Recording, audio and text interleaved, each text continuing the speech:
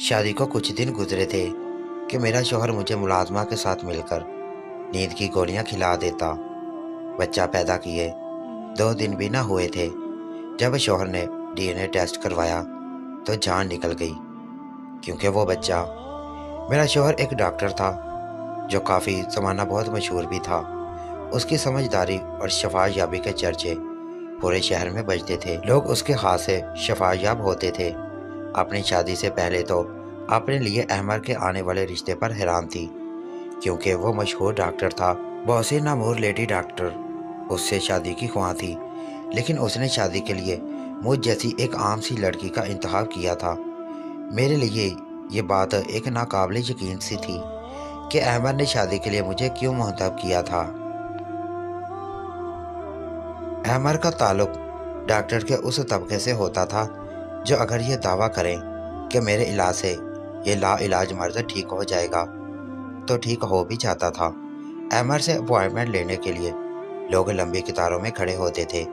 मेरे लिए ये बात हैरान कन थी जब अहमर खुद अपने वालिदैन के साथ मेरे घर मेरा रिश्ता मांगने आया था। उसकी वालदा कहती कि मैं उनके इस डॉक्टर बेटे को पसंद आ गई हूँ। मेरे अब्बा तो शायद इस रिश्ते पर बहुत खुश थे, लेकिन मैं ये सोच रही थी, इतना मशहूर और अमीर कबीर डॉक्टर बड़ा मुझ जैसी लड़की से शादी करना ही क्यों चाहता है। इस शख्स की पसंद तो कोई भी अच्छी सी डॉक्टर होनी चाहिए थी, या उसकी तरह कोई अमीर लड़की। मैं एक उलझन का शिकार थी। सोच रही थी जैसे ही ये लोग वापस जाएंगे मैं अब्बा मियाँ से कह दूंगी कि इनकार कर दें, हम सफ़ेद पोश लोग हैं, अपने जैसों से रिश्ता जोड़ें तो बेहतर है। लेकिन अब्बा मियाँ ने फ़ौरन से ही हाँ कर दी। डॉक्टर अहमद की वालदा ने भी मेरे हाथ में अंगूठी पहनाने में देर नहीं की थी। दूसरी बात जो मेरे लिए इससे भी ज़्यादा हैरान कन थी वो ये थी कि डॉक्टर अहमद 15 दिन में सादगी से निकाह करके रुखसती चाहता था। मेरे वालिद के पास जहेज में देने के लिए पहले ही कुछ ना था, इसलिए अब्बा मियाँ ने एतराज़ ना किया। यूँ आना फाना मेरा रिश्ता तय हो गया। वालदा मेरी हयात ना थी। मेरा एक ही भाई था जो सऊदीया में नौकरी करता था। शादी के बाद बीवी बच्चों को भी वहीं ले गया था। अब्बा मियाँ मेरी वजह से पाकिस्तान में रहने पर मजबूर थे। मेरा भाई मेरी शादी पर आया तो अब्बा मियाँ को भी अपने साथ ले जाने के लिए तैयार कर लिया, क्योंकि मेरे बाद उनका ख्याल रखने वाला कोई ना था। यूँ शादी होकर जब मैं अहमर के बंगले में आई तो मेरे साथ मुझे मेरे कमरे में छोड़कर चली गई। मैं अभी यह समझ नहीं पा रही थी कि इसे अपनी खुश नसीबी समझूं कि मैं एक मशहूर डॉक्टर की बीवी हूँ, या इस बात पर परेशान हो जाऊँ कि आजकल के इस दौर में एक मशहूर और अमीर कबीर डॉक्टर कैसे एक आम सी मिडिल क्लास लड़की से शादी कर सकता है। अहमद जब कमरे में दाखिल हुआ उसका चेहरा अब भी हर तासर से आरी था। हमेशा की तरह शादी की जो खुशी एक शौहर की आंखों में होती है वो मुझे उसकी आंखों में नजर नहीं आ रही थी। वो मेरे पास बैठ गया, अपने हाथ से मेरा चेहरा ऊपर किया, फिर मुस्कुराया, कहने लगा, तुम खुद को इस वक्त बहुत खुश नसीब समझ रही होगी कि मैंने बीवी होने के शर्फ से तुम्हें नवाजा है। वही नहूत भरा अंदाज, गरूर से चूर लहजा जो उस शख्स की शख्सियत का खासा था। पहली मुलाकात में भी मुझे उस शख्स में यही बात नजर आई थी कि वो हद दर्जा घमंडी है। लेकिन जो बात उस शख्स ने अब मुझसे कही थी मैं सुनकर हैरान परेशान सी हो गई थी। कहने लगा, मुझे औरतों से नफरत है, मुझे उनके कुर्बत से घृणा आती है। मैं उसकी बात सुनकर उसे हैरतज़दा होकर देख रही थी कि जब औरत से नफरत थी तो मुझसे शादी क्यों की, और अगर औरत की कुर्बत से घिन आती थी तो मुझसे ऐसा रिश्ता जोड़ा ही क्यों था। मैंने कहा, ये आप क्या कह रहे हैं। मैं आपको अगर औरत से नफरत थी तो मुझसे शादी क्यों की आपने। कहने लगा, तुमने मुझसे बात ही ऐसी की थी, तुमने मेरी डॉक्टरी को चैलेंज किया था। बस मैं तुम्हें देखना चाहता था कि मैं क्या कर सकता हूँ। मैं हैरत से उस मगरूर शख्स को देख रही थी। जो बात मैंने एक नॉर्मल अंदाज से उससे कही थी वो कहकर भूल गई थी। उसी शख्स ने इस बात को अपनी अना का मसला बनाकर मुझसे शादी की थी। मैंने कहा, आपने मुझे गलत समझा है। मेरी आवाज़ में मेरे आंसू की नमी घुल गई थी। मेरे आंसू बह रहे थे, लेकिन वो शख्स बहुत सख्त दिल था। कहने लगा, आम सी बात थी, जो तूने मुझे चैलेंज किया था। ये कहकर उसने अपना चेहरा मेरे चेहरे के रूबरू किया। फिर कहने लगा, तुम अब मेरी रफाकत के लिए हमेशा तड़पोगी और मैं बिना तुम्हें छुए तुम्हें हमला करके दिखाऊंगा। ये कहकर वो कमरे से बाहर जा चुका था। मैं दुल्हन बनी सजी हुई बैठी रो रही थी। आज की रात मैं कुछ ज़्यादा ख्वाब तो ना देखे थे, क्योंकि शादी बहुत जल्दबाजी में हुई थी, लेकिन बहरहाल ये सब नहीं सोचा था जो कुछ मेरे साथ हुआ था। मुझे याद आने लगा, मेरी पहली मुलाकात डॉक्टर अहमद से एक प्राइवेट हॉस्पिटल में हुई थी। मेरे वालिद का बुखार नहीं उतर रहा था और जिस डॉक्टर से मैं इलाज करवा रही थी, 1 महीने में कई नुस्खे बदल चुका था। लेकिन अब्बा मियाँ का बुखार था, जाने को तैयार ना था। उनकी सारी रिपोर्ट नॉर्मल थी, लेकिन बुखार बस तो कायम था। अब तो डॉक्टर भी अपना सर पकड़े बैठा था। कहने लगा, इनका केस मैं डॉक्टर अहमद के पास भेज रखा हूँ। वो बहुत अच्छे और काबिल डॉक्टर हैं। आप एक बार उनका नुस्खा इस्तेमाल करके देख लें। मुझे यकीन है ये ठीक हो जाएंगे, लेकिन उनकी फीस हज़ारों में है। मैं एक गरीब घराने से ताल्लुक़ रखने वाली लड़की थी, एक ऑफिस में मामूली काम करती थी, लेकिन मुझे अपने वालिद की सेहत और ज़िंदगी बहुत अजीज़ थी। इसलिए मैंने अब्बा मियाँ को डॉक्टर अहमद को चेक करवाने का फ़ैसला किया। 2 घंटे की लाइन में लगकर मैंने डॉक्टर अहमद को चेक करवाने के लिए नंबर हासिल किया था। 4 घंटे के मुसलसल इंतज़ार के बाद मेरे वालिद की जैसे ही बारी आने वाली थी, तो डॉक्टर के सेक्रेटरी ने कह दिया, डॉक्टर का टाइम ख़त्म हो चुका है, बाकी मरीज़ कल आएँ। यह सुनकर तो मुझे आग सी लग गई थी। मैं पिछले 6 घंटे से अपने वालिद की वजह से ख्वारी बर्दाश्त कर रही थी। मेरे वालिद नकाहत के बावजूद 6 घंटे से एक कुर्सी पर बैठे अपनी बारी का इंतज़ार कर रहे हैं, और जब बारी आने लगी तो बात कल पर टाल दी थी। मैं उस सेक्रेटरी से झगड़ने लगी, मेरे वालिद बहुत बीमार हैं, मैं कब से अपनी बारी का वेट कर रही हूँ, और अब जबकि हमारी बारी आने वाली है और आप कह रहे हैं जाओ यहाँ से। वो कहने लगा, सब लोग यहीं डॉक्टर साहब का इंतज़ार करते हैं मोहतरमा, लेकिन डॉक्टर अपनी मर्ज़ी का मालिक है, आप कल आना। मैंने कहा, डॉक्टर के पेशे में अपनी मर्ज़ी नहीं चलती, डॉक्टर की जिम्मेदारी है। वो मरीज़ों को वक्त दें, उनकी तकलीफ़ को देखें। मैं बिना अपने वालिद को चेक करवाए नहीं जाऊंगी। आप जाकर डॉक्टर से कह दें कि जब फ़ीस वो मर्ज़ी की ले रखा है तो बिना मरीज़ को देखे वो नहीं जा सकता। मैंने अच्छा खासा लेक्चर उसे सुना दिया। मुझे नहीं मालूम था कि डॉक्टर अहमद अपने रूम से बाहर आकर मेरी बात सुन चुका है। वो मेरे अकब में खड़ा था। उसके सेक्रेटरी ने उसे देखकर सलाम किया और कहने लगा, सर, मैं इन्हें कब से समझा रहा हूँ, लेकिन खातून हैं कि मैंने पलट कर पीछे देखा और डॉक्टर मुझे ही देख रहा था, वो भी बड़े गौर से। मैं तो समझी खासी उम्र का डॉक्टर होगा, क्योंकि उसकी शोहरत बहुत थी, लेकिन वो एक 32-35 साल नौजवान था। मुझे कहने लगा, अपने वालिद को मेरे रूम में ले आएं, मैं देख लेता हूँ, लेकिन ये मेरा आप पर एहसान होगा, वरना मैं अपनी मर्ज़ी का मालिक हूँ। मैं फ़ीस भी अपनी मर्ज़ी की लेता हूँ और मरीज़ भी अपनी मर्ज़ी से देखता हूँ। ये कहकर वो वापस अपने रूम में चला गया। मैंने उसकी बात को ज़्यादा संजीदगी से नहीं लिया था। मैं तो खुश हो गई थी कि वो मेरे अब्बा मियाँ को चेक करने पर आमादा हो गया है। मैं अपने वालिद को उस डॉक्टर के पास ले गई, सारी रिपोर्ट उसे दिखाई।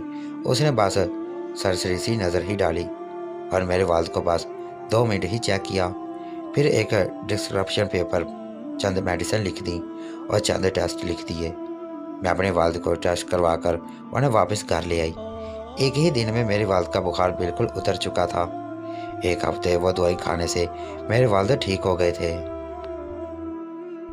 जब मैं उन्हें दोबारा डॉक्टर के पास लेकर गई तो उनकी सारी रिपोर्ट ठीक थी। एक रिपोर्ट में कुछ मसला था जिसकी वजह से बुखार नहीं उतर रहा, लेकिन उसकी डॉक्टर ने दवाई लिख दी। मैंने डॉक्टर का शुक्रिया अदा किया, लेकिन वो बिल्कुल बेतासर था।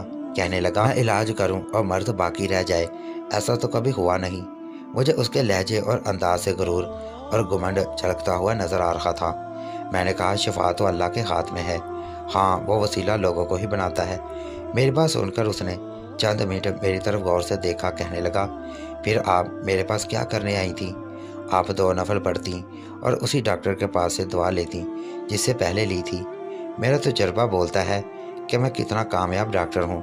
वही बेतासर चेहरा, वही तो तकब्बराना अंदाज। मुझे उसकी बात कुछ अजीब सी लगी। मैंने कहा, आपको क्या लगता है आप इलाज करते हैं तभी लोग ठीक हो जाते हैं? अगर आप ये सोचते हैं तो गलत सोचते हैं। शिफा अल्लाह के हाथ में है। अल्लाह ने अगर आपके नुस्खे में शिफा डाली है तो इसमें आपका कोई कमाल नहीं। अल्लाह की ज़ात कभी भी किसी के हाथ में शिफा देकर भी आजमाता है। हो सकता है जिस बात पर आप इतना घमंड कर रहे हैं, कल को अल्लाह आपके हाथ से वो शिफा ले ले, फिर क्या करेंगे आप? मेरी बात पर उसका चेहरा पल भर के लिए गुस्से से सुर्ख हुआ था। फिर एक तेज नज़र उसने मुझ पर डाली, कहने लगा, आपको शायद मेरी ज़हानत का अंदाज़ा नहीं। आपके वालिद को मैंने 2 मिनट में देखकर उनका मर्द जान गया था। खैर, मैं हर एक से बहस नहीं करता।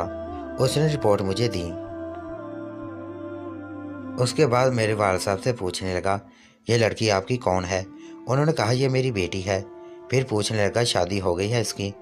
मुझे डॉक्टर की ये बात कुछ अजीब सी लगी थी। भला इसे मेरी शादी से क्या काम था? अब्बा मियाँ ने कहा, नहीं, अभी नहीं, मेरी बेटी अभी जॉब करती है। मुझे अब्बा मियाँ की भी इस डॉक्टर से बेतकल्फ़ी अच्छी नहीं लग रही थी, इसलिए मैं उन्हें वापस घर ले आई। लेकिन अगले चंद रोज़ बाद ही वो डॉक्टर अपनी वालदैन के साथ मेरे घर मौजूद था। मेरे घर का एड्रेस उसने लिख लिया था। मेरी सोचों का तसलसल टूटता। मैं अब दुल्हन के लिबास में उसी जगह बैठी हुई थी। मेरी बात गलत तो हरगिज़ ना थी जिस पर वह शख्स मुझसे यूं बदला लेता। मुझे अंदाज़ा नहीं था मैं किस मुसीबत में फंस चुकी थी। ये सब कैसे मुमकिन था कि वह शख्स बिना मुझे छुए मुझे हामला कर दे? वो डॉक्टर था, यकीनन उसने मुझे अपने किसी तजर्बे के बीड़ी चढ़ाने के बारे में सोचा होगा। मेरे वालिद बीमार रहते थे, भाई के साथ सऊदीया जाने वाले थे। मैं उन्हें अगर सच बता देती तो मेरा बीमार बाप परेशान हो जाता।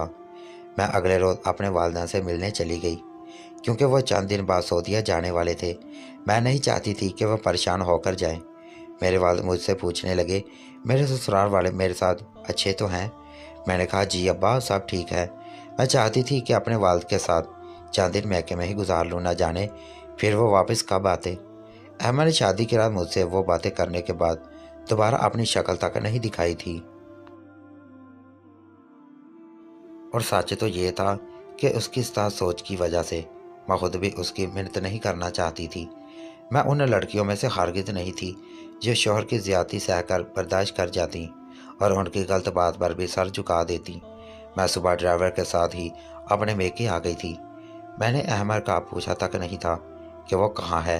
मैंने बस अपनी सास से इजाज़त ली और अब्बा मियाँ से मिलने आ गई। लेकिन हैरत तो मुझे उस वक्त हुई जब रात को अहमद मुझे वापस लेने आ गया।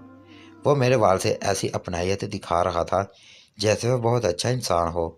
मेरे वालिद उसे बहुत अच्छा और नेक दिल इंसान समझ रहे थे कि मैं जानती थी कि वह शख्स कितना अनापरस्त था। सबके सामने अहमद मुझसे यूं प्यार जता रहा था जैसे मेरे बगैर उसका दिन बड़ी मुश्किल से गुजरा हो। मेरी भाभी ने कहा, कुछ दिन महविश को हमारे पास रहने दे, फिर तो हम सऊदीया चले जाएंगे। लेकिन वो कहने लगा, मैं तो एक दिन में ही अपनी बीवी से उदास हो गया हूँ, 3 दिन में तो इसकी यादें ही दीवाना बन जाऊंगा। वो सबके सामने मुझसे मोहब्बत जता रहा था तो मैं उसकी बात पर मुस्कुरा भी नहीं पाई थी। बस चुपचाप उसके साथ वापस घर आ गई। रात को एक मुलाजमा मेरे कमरे में आई और कहने लगी, अहमद साहब ने मेडिसिन भेजी हैं, इसे आप मेरे सामने खा लें। उसने कुछ दवाएं मेरे हाथ में देनी चाहिए। मैंने कहा, मुझे कोई मर्ज नहीं जो मैं दवाएं खाऊं।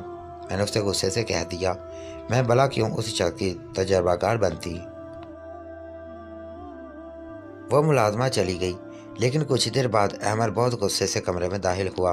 कहने लगा, मुलाजमा के सामने आज के बाद कोई भी बकवास करने की कोशिश मत करना, और लो, खाओ ये दवा, जुड़ा बच्चे होंगे तुम्हें, वो भी नॉर्मल डिलीवरी से। वो शायद मेरा मजाक उड़ा रहा था। मैंने अब भी वह दवा उसके हाथ से नहीं ली। मैंने कहा, खुदा के निज़ाम को चैलेंज मत दो, मुंह के बल गिरोगे। मेरी ऐसी कोई मजबूरी नहीं कि तुम मुझे अपने तजर्बे की बींट चढ़ाओ। वह गुस्से से मेरे पास आ गया, कहने लगा, अगर तुम ये चाहती हो कि तुम्हारे साथ मैं ज़बरदस्ती ना करूं, तो शराफत से दवा खा लो, वरना मुझे और भी बहुत से तरीके आते हैं अपनी बात मनवाने के, मगर वो तुम्हें पसंद नहीं आएंगे।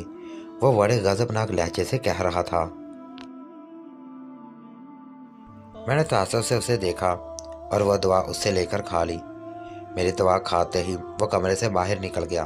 رات کو مجھے بہت گہری نیند آئی، لیکن نیند میں بھی مجھے یہ محسوس ہو رہا تھا کہ میرے ساتھ کچھ کیا جا رہا ہے۔ مجھے شاید نیند کی دوا دی گئی تھی۔ میرا ذہن مکمل طور پر بے ہوش نہیں تھا، میرا لاشعور جاگ رہا تھا۔ میں اتنا جان چکی تھی کہ شاید وہ شخص اپنی انا کی تسکین کی خاطر ٹیسٹ ٹیوب سے بیبی کا پروسیس کر رہا ہے، لیکن جو کچھ اس نے میرے ساتھ کیا تھا وہ ایک اذیت ناک عمل تھا۔ صبح میں بہت سنبھل گئی تھی، جان چکی تھی کہ وہ میرے ساتھ ٹیسٹ ٹیوب والا عمل کر چکا ہے۔ آج وہ شخص بہت خوش تھا، اس کے چہرے پر فتح کی چمک تھی۔ میں اسے صرف افسوس سے دیکھ سکتی تھی۔ کہنے لگا، میں جو چاہوں کر سکتا ہوں، بنا مرد کے بھی اولاد دے سکتا ہوں۔ نہ جانے اسے کس بات کا غم تھا۔ میں نے اسے کچھ نہیں کہا، لیکن چند دن بعد میری کیفیت بدلنے لگی۔ میرا سر چکرانے لگا، مجھے ہر کھانے والی چیز سے بو آنے لگی۔ جب میرا پریگننسی ٹیسٹ ہوا تو وہ شخص جشن منا رہا تھا۔ کہنے لگا، دیکھ لیا تم نے میری طاقت، میں جب چاہوں جو چاہوں کر سکتا ہوں۔ میں نے کہا، اتنے بڑے دعوے اللہ کو پسند نہیں ہیں۔ تم نے اس عمل کو استعمال کیا ہے جو مجبوراً اسلام نے جائز قرار دیا، اور اولاد کے حصول کے لیے تمہارا اس عمل میں کمال ہی کیا ہے۔ وہ میرے پاس آ کر مجھے غصے سے دیکھنے لگا۔ کہنے لگا، اگر تم جان جاؤ کہ یہ میرا کمال ہے تو یوں اکڑ کر میرے سامنے کھڑی نہیں ہو پاؤ گی، پاگل ہو جاؤ گی، خود کو نوچنے لگو گی، اپنے وجود سے نفرت کرو گی، انسان سے جانور بن جاؤ گی۔ اگر تمہیں پتہ چل جائے کہ تمہارے اندر پلنے والا بچہ کس کا ہے۔ اس کی بات نے میری رنگت اڑا دی۔ میں تو سمجھی تھی اس نے جو کچھ کیا ہے اپنی اولاد کے لیے ہی کیا ہے، لیکن جو اب وہ کہہ رہا تھا وہ کوئی عام بات نہ تھی۔ کیا اس نے کسی اور شخص کا، یہ سوچ کر ہی میرے لیے ایک بہت بڑی اذیت تھی۔ میں نے غصے سے اسے پکڑ لیا اور اس کا گریبان پکڑ لیا۔ میں نے کہا، تم اس قدر نیچ اور بغیرت انسان ہو کہ اپنی بیوی کے ساتھ تم یہ گناہ کر رہے ہو۔ کیا تم نے میرے ساتھ؟ مجھے بتاؤ، ورنہ میں تمہارا خون پی جاؤں گی۔ میں بالکل ہریانی کی کیفیت میں تھی، اس کا گریبان پکڑ کر چلا رہی تھی، اسے جھنجھوڑ کر پوچھ رہی تھی۔ وہ نہیں بتا رہا تھا۔ اس نے مجھے دھکے سے بیڈ پر پھینک دیا۔ کہنے لگا، بہت اکڑ تھی تم میں بے اختیار ہوں۔ مجھ سے اللہ اگر شفا چھین لے تو میں کچھ بھی نہیں ہوں۔ بڑا یقین ہے تمہیں اس بات پر، تو جاؤ کہو اللہ سے کہ تمہارے وجود سے اس ناجائز بچے کو نکال کر دکھا دے جو رشتے میں تمہارا بھائی لگتا ہے۔ ایک بم تھا جو میرے سر پر پھٹا تھا۔ حیرت چھوٹا لفظ تھا جو مجھے اپنے کانوں پر یقین نہیں آ رہا تھا، نہ میری سوچ کی اس حد تک رسائی تھی جو وہ غلیظ شخص میرے ساتھ کر چکا تھا۔ کہنے لگا، تمہارے والد کو میں نے اپنے خاص ہاسپٹل میں بلایا تھا سعودیہ جانے سے پہلے میں ان کا چیک اپ کر لوں، بس میں نے وہیں پہ یہ کام کر لیا۔ میری طاقت کو خود للکارا تھا تمہیں۔ ڈاکٹر کی ڈگری، میری پڑھائی، غیر ملکی میرے ہاسپٹل میں کیے گئے تجربے سب بیکار تھے۔ بس اللہ نے میرے ہاتھ میں شفا ڈال دی تو میں کامیاب ہوا، ورنہ میں ناکام ہوں۔ اب جو کچھ میں نے تمہارے وجود میں ڈالا ہے، جاؤ اپنے ایمان کی یقین سے اسے ختم کرو، کیونکہ اس کمرے سے باہر تم تب ہی نکلو گی جب اپنے بھائی کی ماں بن چکی ہوگی۔ یہ کہہ کر وہ جان چکا تھا۔ یوں ہی تھی کہ کاٹو تو لہو نہ نکلے۔ مجھے خود سے گن آنے لگی، نفرت سی ہونے لگی۔ میں پھوٹ پھوٹ کر رونے لگی۔ جب بھی مجھے اس بات کا احساس ہوتا کہ میرے وجود میں بچہ کس کا ہے، میرا جی چاہتا میں خودکشی کر لوں۔ کیسا گھمنڈی انسان تھا وہ شخص، کس قدر گھٹیا سوچ کا مالک۔ میں جائے نماز بچھا کر روتے ہوئے بد دعائیں دے رہی تھی۔ میں نہیں جانتی تھی کہ کسی کو اپنی تعلیم اور ڈگریاں حاصل کرنے پر اتنا بھی غرور ہو سکتا ہے کہ وہ خدائی دعوے پر اتر آئے۔ جو چاہے کر سکتا ہوں۔ اللہ تعالیٰ کبھی بھی اپنی نعمتیں دے کر انسان کو آزماتا ہے کہ وہ دیکھتا ہے میرا بندہ اس نعمت کو پا کر آج ہی اختیار کرتا ہے یا متکبر ہو جاتا ہے۔ میرے آنسو خشک نہیں ہو رہے تھے، میں بے حد اذیت میں تھی۔ لمحہ لمحہ مرنا کیسے کہتے ہیں، میں یہ اس وقت کوئی مجھ سے پوچھتا۔ ایک بار رات کے وقت میں کھڑکی کھول کر گیلری میں کود گئی۔ مجھے اس جگہ سے گھر میں نہیں رہنا تھا، میں یہاں سے چلی جانا چاہتی تھی۔ اس لیے میں نے گیلری کی پائپ لائن کے سہارے سے لاؤنج میں اتر گئی चौकीदार भी उस वक्त अपने क्वार्टर में जा चुका था। मैंने तेजी से लाम अबोर किया और मेन गेट खोलकर उस बंगले से बाहर निकल गई, क्योंकि वही शख्स मुझे अजियत दे के तस्कीन हासिल करना चाहता था और मैं उसकी शक्ल भी देखना नहीं चाहती थी।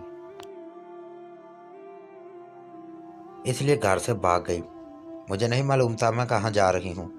मैंने अंधाधुंध सड़क पर भाग रही थी जब एक गाड़ी से टकराकर बेहोश हो गई। जब मुझे होश आया तो मैं हॉस्पिटल में थी। एक बड़ी उम्र की खातून मेरे सामने बैठी थी। कहने लगी, तुम कौन हो बेटी और क्यों इतनी तेज़ी से भागते हुए हमारी गाड़ी से टकरा गई थी? वो शुक्र है कि मेरे बेटे ने गाड़ी को फ़ौरन से ब्रेक लगाई, वरना तो मर चुकी होती।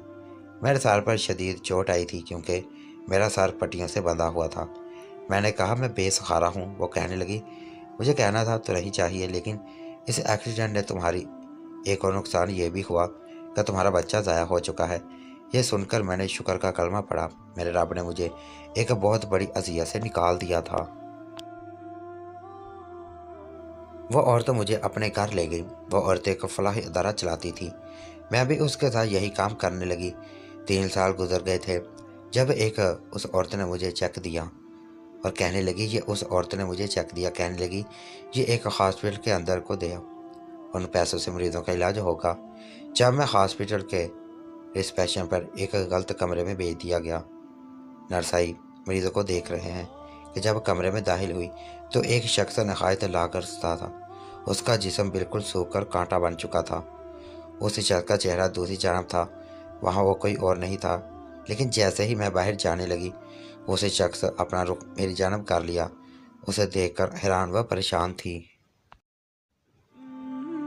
वो अहमर था, लेकिन इतना कमज़ोर था, अपनी उम्र से कई साल बड़ा लग रहा था, जैसे कोई बूढ़ा इंसान हो। मुझे देखकर मुझे पुकारने लगा, मेरे सामने हाथ जोड़ने लगा, कहने लगा, महविश मुझे माफ़ कर दो, मैं कोढ़ में मुब्तला हो चुका हूँ। पिछले 1 साल में तड़प रहा हूँ। मेरी कोई दुआ मुझ पर असर नहीं कर रही, बल्कि किसी डॉक्टर की दुआ मुझ पर असर नहीं कर रही। मैंने गलत किया था। मैंने अल्लाह से खुले आम जंग कर ली। तुम ठीक कहती थी, सब कुछ अल्लाह के अख्तियार में है। मैं जो दूसरे मरीजों का इलाज करता था, पिछले 1 साल से दुनिया जहान के डॉक्टर को दिखा चुका हूँ, लेकिन ना मेरा मर्ज़ ठीक होता है, ना मुझे मौत आती है। खुदारा मुझे माफ़ कर दो, दुआ करो मैं मर जाऊँ ताकि मेरी अजियत कम हो जाए। लेकिन बिना कुछ कहे ही वहाँ से वापस लौट आई। मुझे यकीन था कि जल्द या बाद अल्लाह ऐसे लोगों का अंजाम बुरा ही दिखाता है।